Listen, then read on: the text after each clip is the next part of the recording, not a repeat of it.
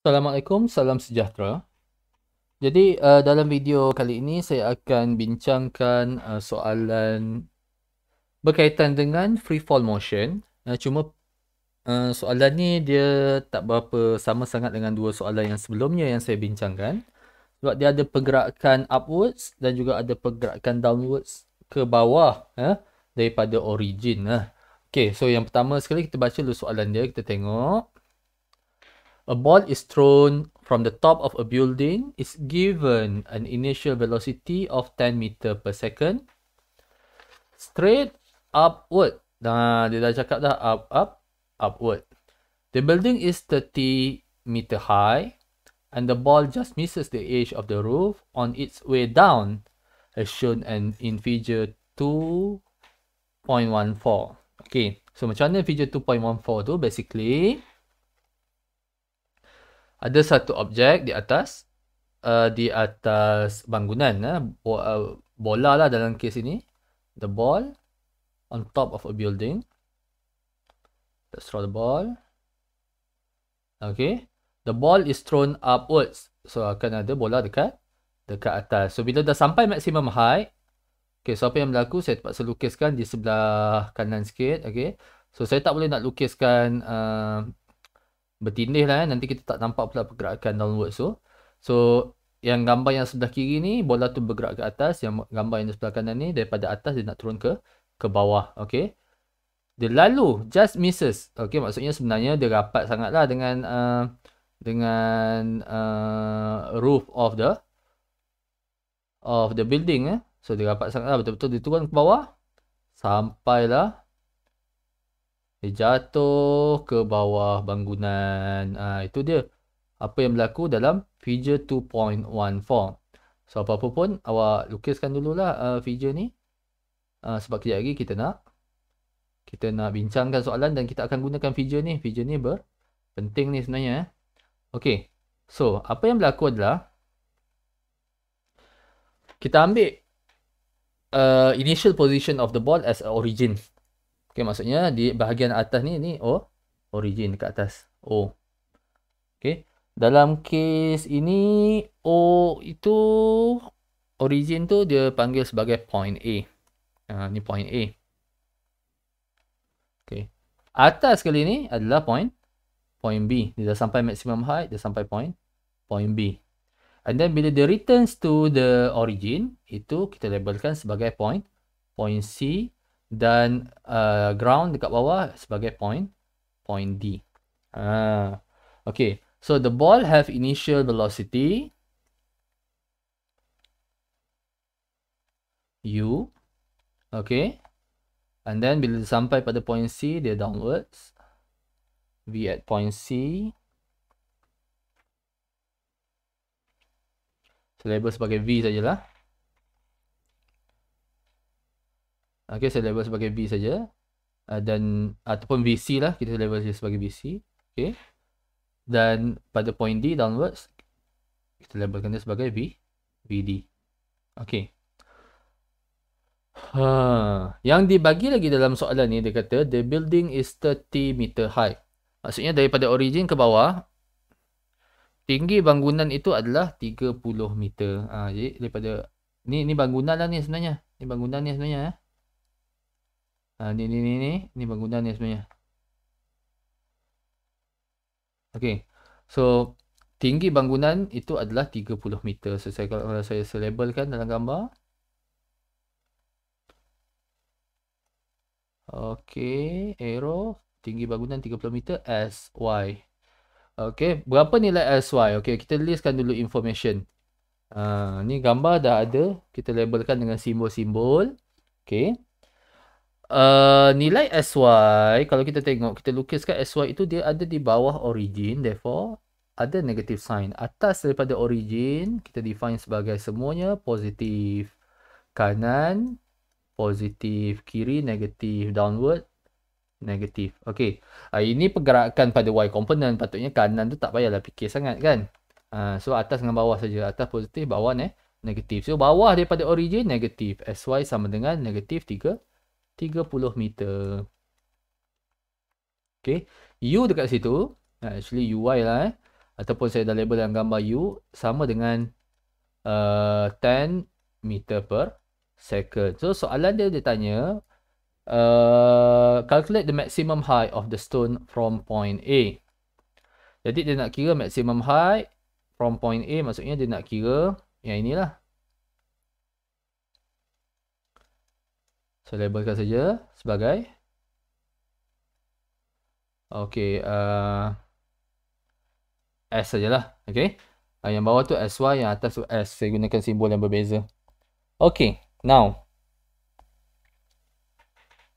kita nak cari S. Kita dah ada U. Okey, pada point B ataupun maximum height, kita tahu dan saya dah ulang berkali-kali bahawa pada point B maximum height, velocity bola itu sama dengan kosong.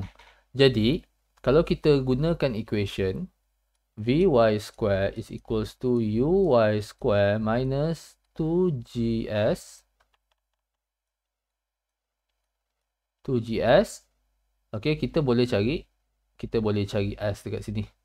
Okey, S dekat sini merujuk kepada nilai S lah. Nilai S yang ada dalam gambar rajah itu. Okey, so kita masukkan saja value Vy sama dengan kosong, Uy sama dengan 10. So 10 square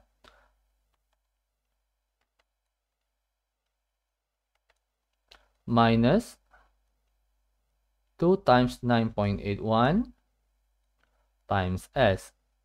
Dan kita boleh rearrange equation ni untuk cari nilai S ataupun nilai maximum height.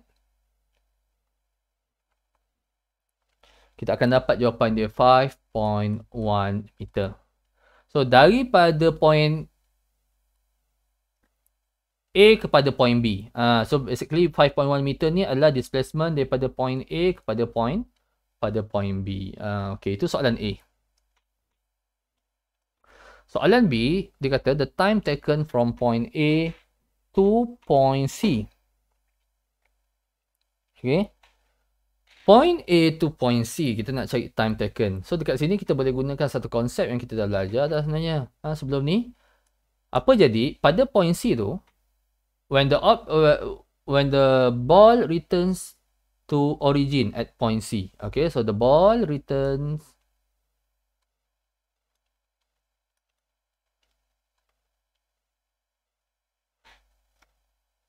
to origin. Okay, itu berlaku pada at point C.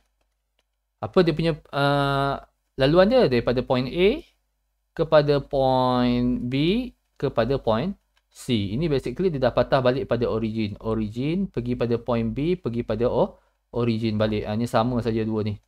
Okay. So, apa yang berlaku bila dia returns pada origin, the velocity pada point C itu sama saja dengan negative velocity pada point U, pada initial velocity. Okay. Negative initial velocity pada point A. Okay. Jadi, kat sini kita boleh saja gunakan rumus V is equals to U minus GT. V kita tahu bahawa sama dengan negatif U sama dengan negatif 10 meter per second. U sama dengan positif 10 meter per second. Okey, so masukkan saja dalam equation kita. Kita akan dapat negative 10 is equals to 10 minus 9.81 times T. Rearrange equation ini untuk cari nilai T.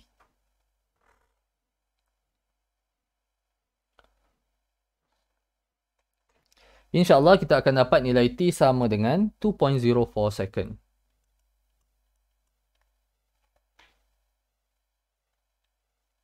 Okey, kotakkan jawapan akhir. Itu soalan B. Soalan C, kita tengok soalan C dia minta apa pula.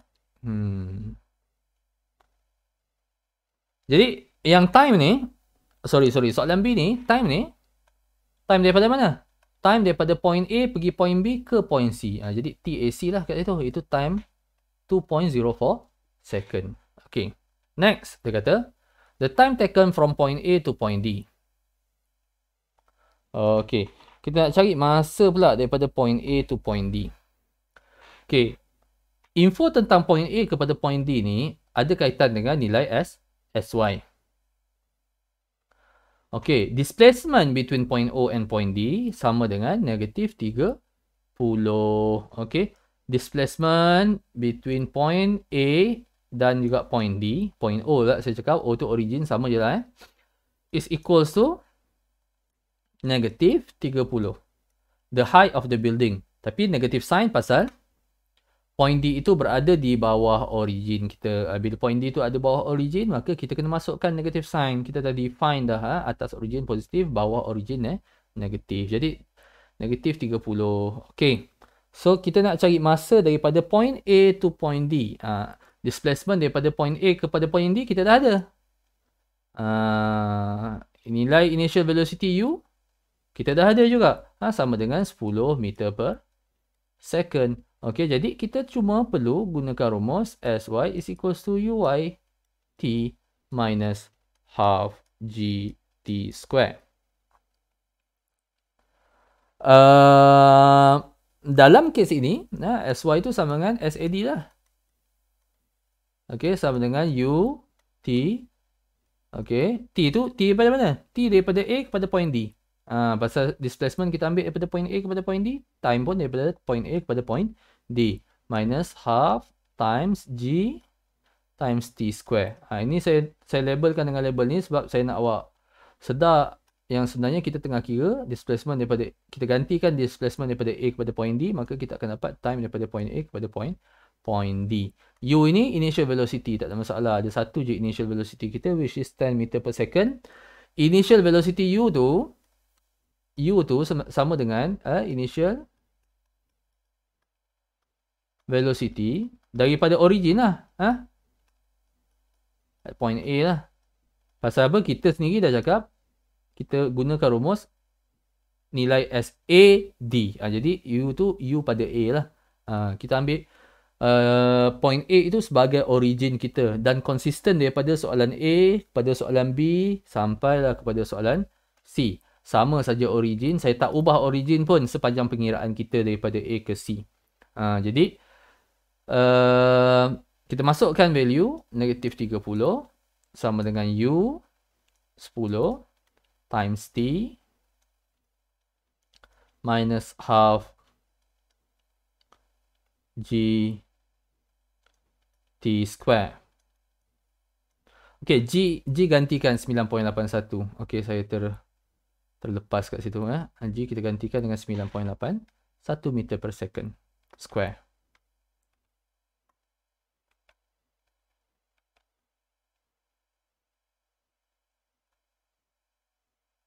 Okay, and then kita tekan calculator untuk selesaikan quadratic equation ini. Selesaikan quadratic equation ni, kita akan dapat nilai time. Okay.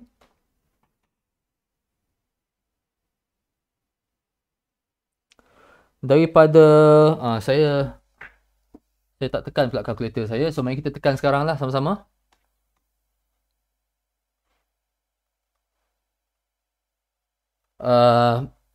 Okey, dah lalang. Okey, nilai A sama dengan negatif 0.5 times 9.81. Nilai B sama dengan 10. Dan nilai C sama dengan 30. Okey.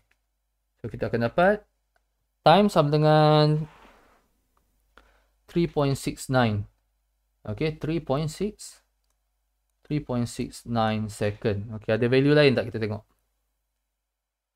Tak ada. Nilai negatif masa tak kita ambil. Tak kita ambil kira. Okey. Okey, itu adalah jawapan pada soalan C. Okey, masa daripada point A pergi pada point D 3.69 saat. Okey, dan yang terakhir sekali soalan D, the velocity of the stone when it reach point D. So kita nak cek V lah, V pada point D.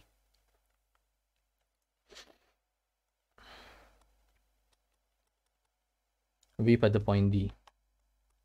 Okey, so itu soalan D. Okey. Ini kita ada rumus V is equals to U minus GT. V square is equals to U square minus 2GSY. and sy is equals to ut minus half gt square. Of course, semua ni ada pada y. Ada pada y component saja sebab dia free fall. Okay, kita nak cari v pada point D. Macam-macam rumus kita boleh pakai. Okay, kita boleh pakai rumus nombor 2.